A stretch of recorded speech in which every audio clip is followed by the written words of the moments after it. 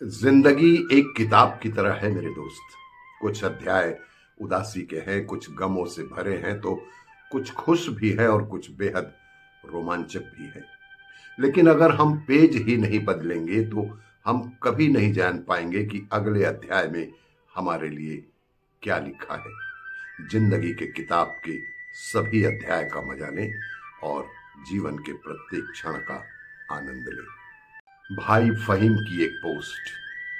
प्यास लगी थी गजब की, प्यास लगी थी गजब की, मगर पानी में जहर था।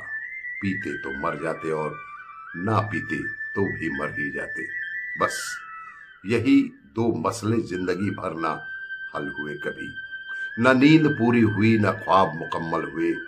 वक्त ने कहा काश थोड़ा और सब्र होता, और सब्र ने कहा काश थोड़ा और वक्त होता। कैसी अजीब विडंबना है ये जिंदगी मेरे दोस्त।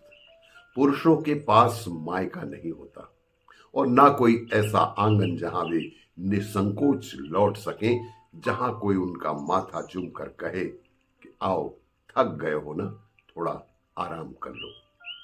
पुरुष चलते रहते हैं, निरंतर चलते रहते हैं, एक पुत्र, एक पति, एक पिता बनकर अपने कंधों पर जिम्मेदारियों का बोझ लिए बस चलते रहते हैं, चलते रहते हैं। आत्महत्या सबसे बड़ा पाप है जनाब। वध अर्थात हत्या वैध पुण्य है।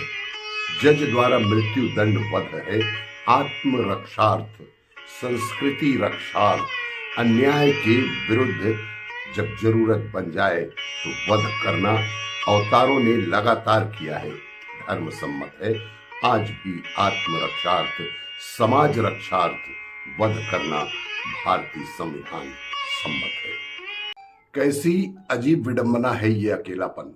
आप अकेले बोल तो सकते हैं परंतु बातचीत नहीं कर सकते। आप अकेले आनंदित हो सकते हैं परंतु उत्सव नहीं मना सकते। आप मुस्कुरा तो सकते हैं परंतु अकेले हर्षोल्लास नहीं मना सकते। हम सब एक दूसरे के पूरक ही हैं। यही तो रिश्तों की खूबसूरती भी है और रिश्तों को मजबूती से बनाए रखना हम सबका कर्तव्य है।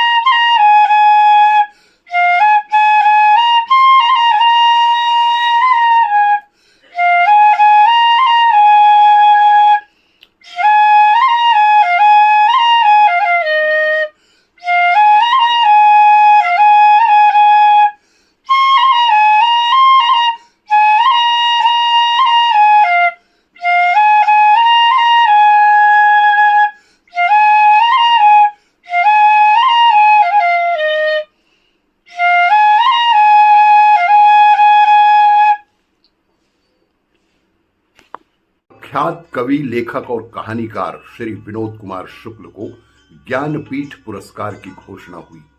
अपनी पहली प्रतिक्रिया में ही उन्होंने चमत्कृत कर दिया।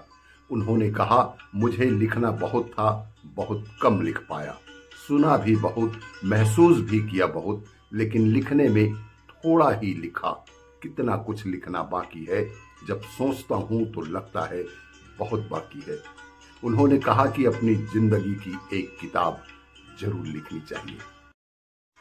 फूलों की तरह मुस्कुराते रहो, भंवरों की तरह गुनगुनाओ, परवरदिगार का नाम लो, ईद जमकर मनाओ, ईद जमकर मनाओ। ईद उल फितर की आप सभी को ढेर सारी शुभकामनाएं।